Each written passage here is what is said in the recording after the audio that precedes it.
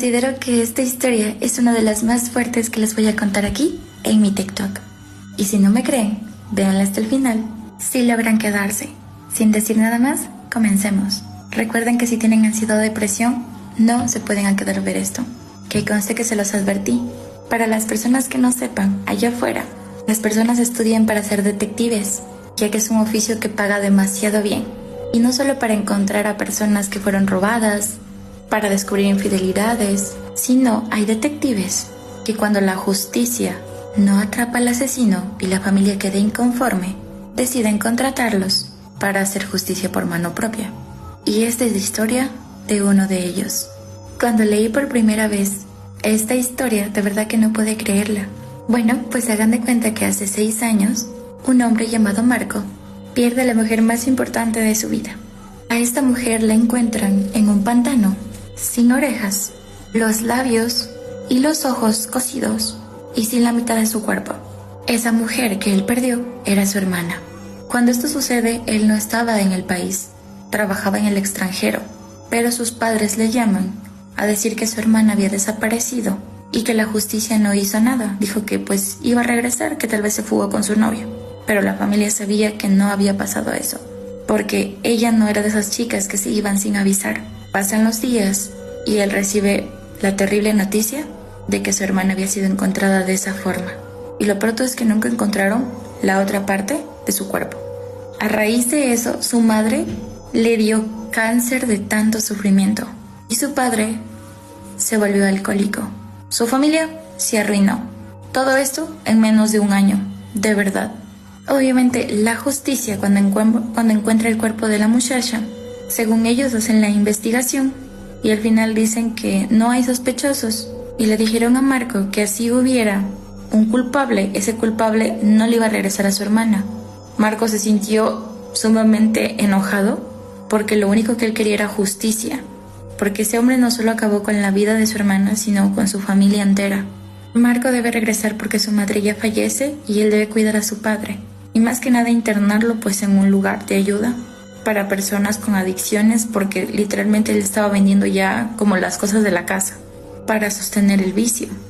Cuando Marco regresa pues a su ciudad, que lo vio crecer, todas las personas le decían que su hermana era una buena muchacha y que es muy terrible lo que le sucedió, pero una vecina le dice: yo siempre le dije a su hermana que tenga cuidado con ese hombre.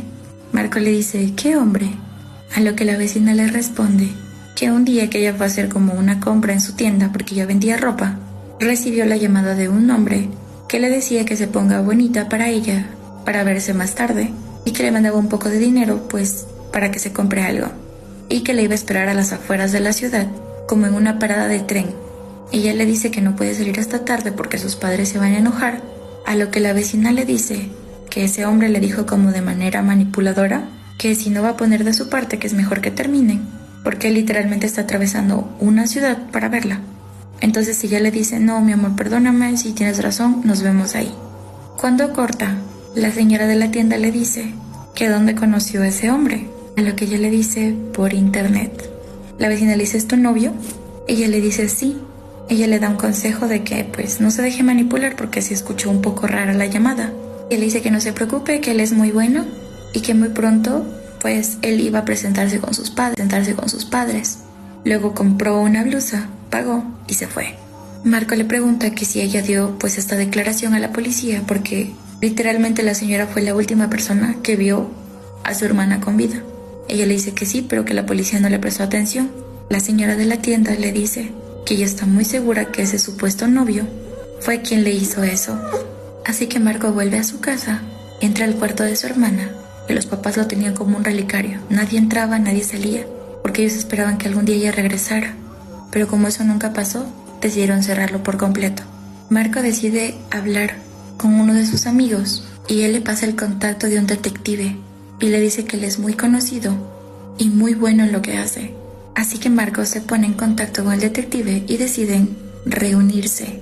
Cuando el detective llega, Marco se presenta y le explica todo lo que sucedió. El detective le hace una pregunta: ¿quieres atraparlo para entregarlo a la policía o para hacer justicia tú mismo? Marco le dice: solo quiero saber quién fue Obviamente lo dice en un tono amenazador. El detective dice, lo primero que vamos a hacer es ir a su cuarto. Si quieres que la encuentre, tengo que literalmente sacar todas las cosas de tu hermana. Tengo que revisar su computadora. Si es que en la morgue te regresaron su celular, si es que encontraron algún dispositivo. Él le dice que no, que la computadora pues la tiene, pero que tiene una contraseña y él no lo sabe. Y el detective dice que para él es sencillo, porque tiene compañeros que hacen directamente eso. Y que si ella tenía pues un romance con un hombre, lo iban a saber, porque usualmente las jovencitas y sobre todo las mujeres tienen fotografías de recuerdos de sus novios. Cuando empieza a revisar su cuarto, dice que a las 2 horas sale y le dice a Marco que encontró 2 cosas muy importantes. Uno, en su cajón donde guardaba su ropa interior y algunas de sus medias, encontró unos recibos de pastillas que ella tomaba, se llamaban quetiapina. Estas pastillas básicamente ayudaban en algunos síntomas que ella presentaba en su salud mental. No les puedo decir muy bien aquí lo que es porque TikTok nos puede bajar el video. A partir de esas pistas pequeñitas ellos empiezan a hablar para saber qué sucede en su cabeza. Luego le pregunta a Marco que si la mujer que le dijo esa historia, él la conocía. Él le dice que no, que es una simple vecina que le dio esa información. Y el detective dice que ya tiene una segunda pista. Y la última pista, aunque suene muy horrible, era regresar al lugar donde encontraron los restos de la hermana. Porque ahí es el punto de recrear los hechos y de cómo llegó el cuerpo de su hermana hasta ese lugar. Y si llegó viva, o ahí fue donde solo fueron a dejar sus restos. Ok, si son personas con ansiedad o depresión, sálganse porque vamos a iniciar con la parte más fuerte de todo. Él se entera, Marco, que su hermana tenía alucinaciones y pensaba que había personas que la seguían. Escuchaba voces y ella se automedicaba tomándose quetiapina y otras pastillas. Estuvo así durante 6 meses y en la computadora encontraron que ella hacía cartas dedicadas a un hombre llamado Námale Fernando, donde le juraba amor eterno y decía pues que quería casarse con él y tener una familia. Y cuando investigaron a Fernando se dan cuenta que él era un hombre casado. Y cuando el investigador llega a su casa y le dice que si le permite un momento, él lo deja pasar. Y después de haber tenido una conversación de 2 horas, sale, se acerca donde Marco y le dice, él no fue. Tu hermana se obsesionó con él durante años. Y en esta parte hay un punto de quiebre con Marco, porque el detective le dice, lo que te voy a contar te va a romper. Porque a veces nosotros no conocemos a nuestros familiares ni cómo están luchando por dentro con ellos mismos, o a veces teniendo fantasías, porque tu hermana no es la niña que tú pensabas ni que tus padres pensaban que era inofensiva. Ella acosó a este hombre durante 1 año entero, haciéndose ilusiones, acosando a su esposa, a sus hijos. Una vez llegó a incendiar la casa de ellos, con ellos adentro y sus hijos. Fernando no levantó cargos sobre ella, porque él sabía que estaba ya psicológicamente mal. Literalmente ellos se habían conocido en un patio de comidas, donde él le cedió el paso a ella, siendo amable, y ella se obsesionó. Este hombre era el que vivía en otra ciudad. El detective, cuando regresa a la escena donde se encontró el cuerpo de su hermana, se dan cuenta que en una parte, como a unos 20 metros, había un brazalete escondido, como caído. Él lo levanta con una funda y le dice, ¿reconoces este brazalete? ¿Es de tu hermana? Él le dice, no, nosotros no teníamos tanto dinero para comprar algo así, porque se notaba que era de buena calidad. Él le dice, bueno, vamos a empezar a jalar de este cabito. Él va a una joyería y pregunta, ¿sí le pueden decir qué persona adquirió este brazalete? Porque él se lo encontró y quería devolverlo. El de la joyería le dice que es un buen hombre porque este brazalete costó como unos $19,000 y que no hay muchas versiones. Y cuando le dé el nombre de la persona, ustedes se van a caer como yo para atrás. Cuando le dan el nombre al detective de la persona que es dueña del brazalete, él se queda absorto, pero no se le hace extraño. Se acerca a la boutique de ella y le empieza a preguntar por la hermana de Marco, que cómo se llevaba con ella, que cómo era. Ella se empieza a poner nerviosa y le dice que si es un interrogante debería tener pues un abogado con ella. Y le dice no, solo es una plática casual. El detective le dice, se me hace extraño que usted haya sido la última persona que la vio viva y que diga que se encontró con un hombre. El detective alza y muestra su brazalete. Él le dice, te encontré. A lo que ella le responde, ese brazalete lo perdí hace mucho tiempo. Quizás ella me lo robó. Él se despide, sale de la tienda y decide ir a donde lo tenían recluido el papá. y le pregunta al señor que si alguna vez vio que su hija y esta señora de la boutique tuvieran algún acercamiento o fueran amigas.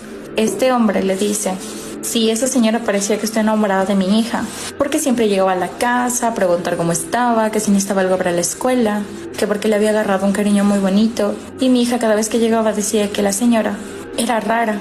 Él se acerca donde Marco y le dice, presentándole con una carpeta y con todos los archivos que tenía, de que esa señora o fue ella o mandó a alguien que le hiciera algo a su hermana.